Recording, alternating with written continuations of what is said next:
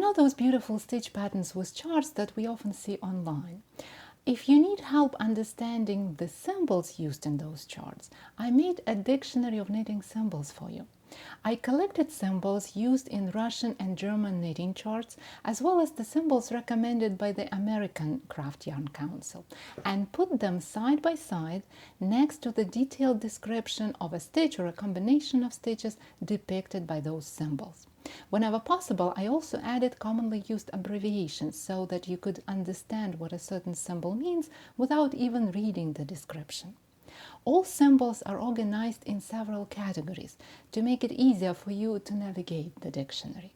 You can download the short version of this dictionary from the Library of Free Knitting Resources, but if you want to get the full version with the symbols for over 170 stitches, go to tenroseday.com/dictionary. Happy knitting, my friend. I'll talk to you in the next tutorial.